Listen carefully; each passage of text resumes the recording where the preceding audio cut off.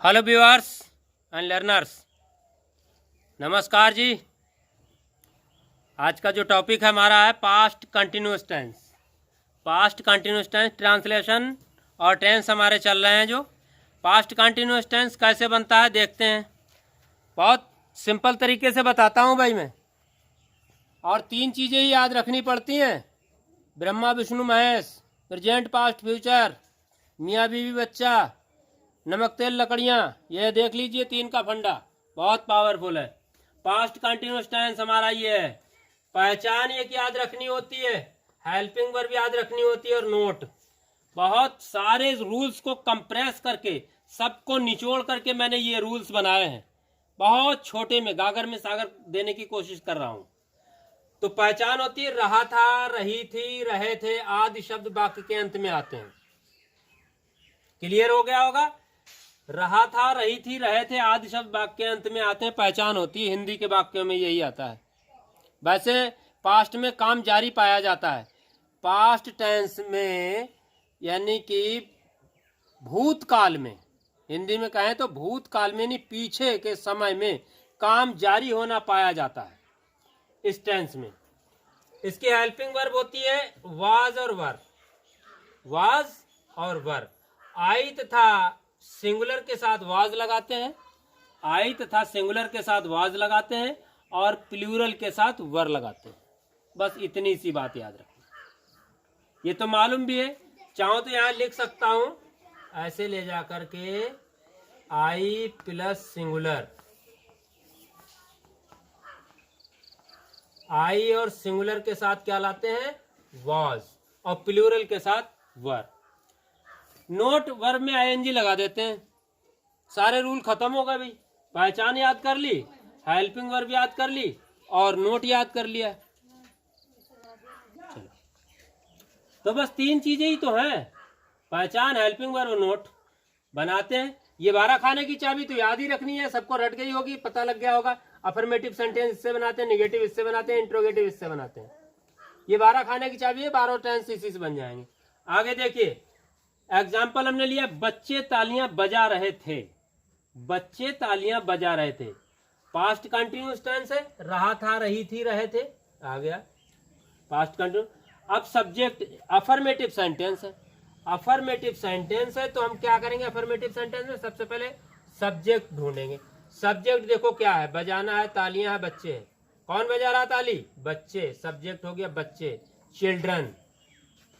एक बच्चा होता चाइल्ड हो जाता, बहुत से बच्चे हैं इसलिए चिल्ड्रन। उसके बाद क्या लाना है? Helping verb. हेल्पिंग वर्ब क्या है? हमने बताया ये 2 हैं।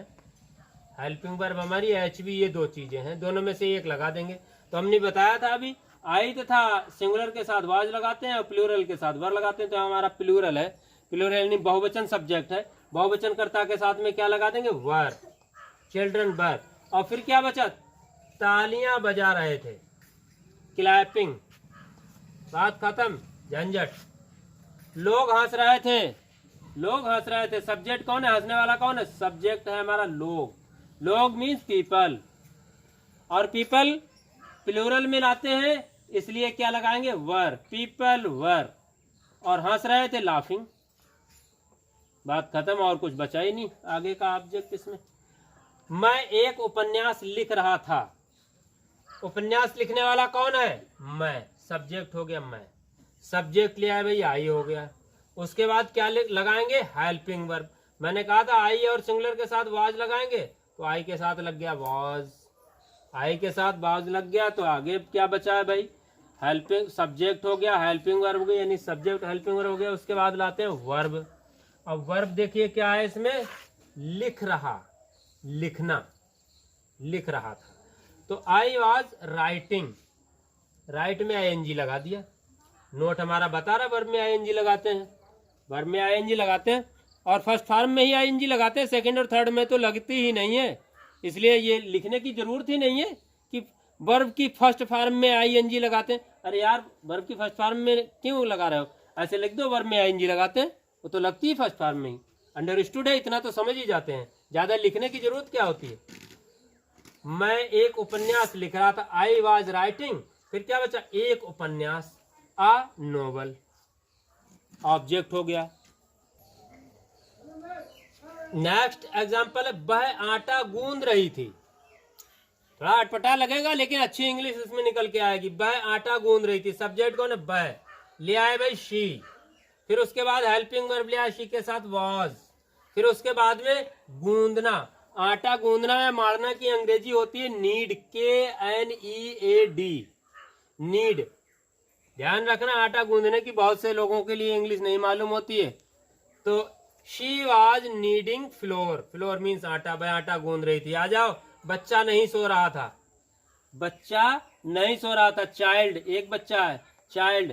फिर सब्जेक्ट के बाद में हेल्पिंग वर्ब वॉज, उसके बाद नॉट और स्लीपिंग, बात खत्म। वह मोमबत्ती नहीं बुझा रहा था, निगेटिव है, सब्जेक्ट लिया है वह की इंग्लिश ही।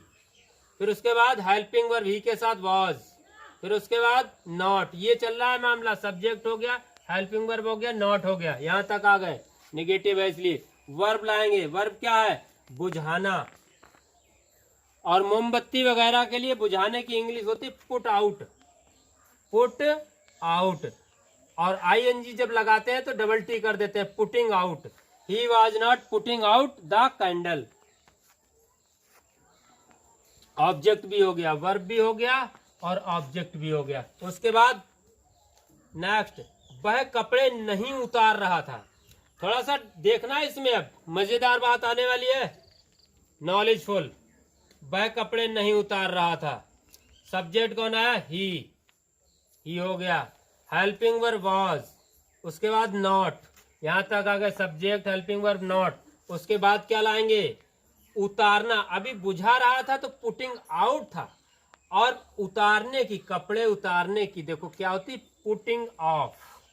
पुट ऑफ मीन्स कपड़े उतारना, पुट आउट मीन्स बुझाना, और put off means OFF। Put out means बुझाना और पुट ऑफ मीन्स उतारना कपड़े वगैरह। तो देखिए आ गया putting out, double T ING। He was not putting out the clothes. Clear हो गया होगा? आगे देखिए, क्या तुम खूंटी पर कपड़े टांग रहे थे? क्या स्टार्टिंग में आता है? इसकी कोई इंग्लिश नहीं, हेल्पिंग वर्ब लगाते हैं। सबको मालूम है इसकी इंग्लिश नहीं लगाते हैं, हेल्पिंग वर्ब लगाते हैं। हेल्पिंग वर्ब तुम के अकॉर्डिंग यानी सब्जेक्ट के अकॉर्डिंग लाए हैं वर्ब। ये चल रहा है मामला। वर्ब यू, इससे ही चल रहा था, तो WH वर्ड तो लगाना नहीं, क्योंकि यह क्या स्टार्टिंग में था? हेल्पिंग वर्ब लगा दी हमने वर्ब, उसके बाद सब्जेक्ट लगा दिया यू, उसके बाद क्या लाना है? नॉट। देखते हैं नॉट है कहीं पे? नॉट तो भाई है ही नहीं इसमें कहीं, नॉट नहीं, इसको ऐसे ही रहने दो, चुपचाप ब्रैकेट में है, बंद रखो इसको, नॉट नहीं है इसलिए नहीं लाना है। फिर उसके बाद में सब्जेक्ट हो गया, नॉट हो गया, फिर वर्ब। वर्ब देखते हैं क्या है? टांगना। काम कौन सा हो रहा है? टांगने का। तो हैंगिंग, हैंग मीन्स टांगना, हैंगिंग। और क्या टांग रहा है? खूंटी टांग रहा है या कपड़े टांग रहा है? तो कपड़े टांग रहा है तो क्लॉथ्स आ जाएगा ऑब्जेक्ट। कंफ्यूज नहीं होना, क्या टांगेगा? क्लॉथ। तो वर यू हैंगिंग क्लॉथ्स, क्या तुम कपड़े टांग रहे थे? अब कहां पर? तो ये बता रहा खूंटी पर, ऑन द पेग। आगे देखते हैं लास्ट, नाटककार कविता क्यों नहीं लिख रहा था? क्यों आ गया भाई? नाटककार कविता क्यों नहीं लिख रहा? तो क्यों की इंग्लिश सबसे पहले ले आएंगे, वाई। ये WH वर्ड आ गया। तो सबसे पहले लाएंगे क्यों, यानी क्यों, WH वर्ड हमारा आ गया, क्यों। उसके बाद क्या बोल रहा है हमारा फार्मूला? ये बोल रहा है हेल्पिंग वर्ब लाओ भाई। तो हेल्पिंग वर्ब यानी पास्ट कंटिन्यूअस टेंस से रहा था, रही थी, रहे थे, तो इसकी हेल्पिंग वर्ब होती है वाज या वर।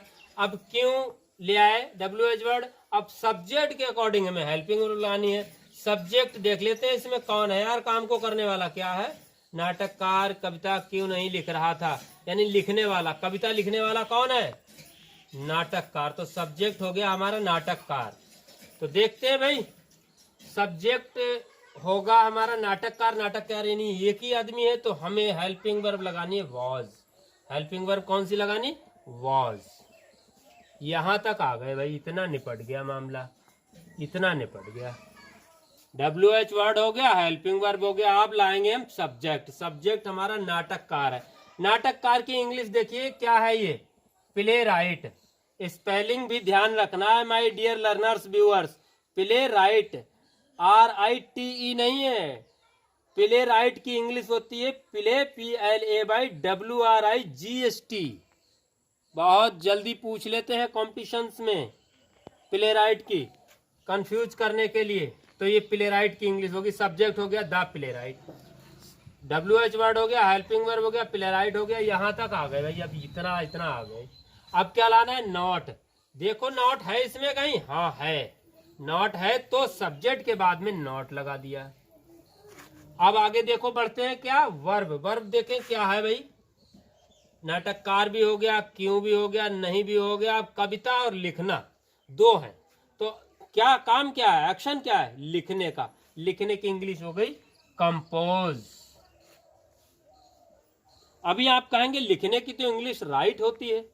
अभी यहाँ पे लिखा था मैं एक उपन्यास लिख रहा था, तो आपने लिखा I was writing a novel. Writing यहाँ पे लिखने की, लेकिन यहाँ कंपोज क्यों लिया है, क्योंकि पोएट्री लिखते हैं, पोएम लिखते हैं, तो लिखने की इंग्लिश कंपोज होती है। कोई सॉन्ग वगैरह, लिरिक वगैरह लिखते हैं तो उसकी इंग्लिश कंपोज होती है, रचना होती है उसकी। और वैसे तो राइट होती है प्रोज वगैरह के लिए, तो इसलिए कंपोज आ गया, कंपोजिंग लिखना। अब क्या बचा, कविता द पोएम लास्ट में ऑब्जेक्ट। और ये mark of interrogation interrogative sentence में लगाना ना भूलिएगा। उम्मीद करता हूं आपको समझ में आ रहा होगा, क्योंकि बहुत कुछ नहीं, ज्यादा नहीं बताता हूं, बस 3 ही चीजें याद रखनी होती हैं।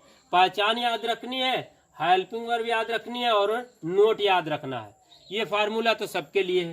तो डियर लर्नर, डियर व्यूअर, समझ में आ रहा होगा, याद करते चलिए, सीखते चलिए और सिखाएंगे। Thank you, have a nice day.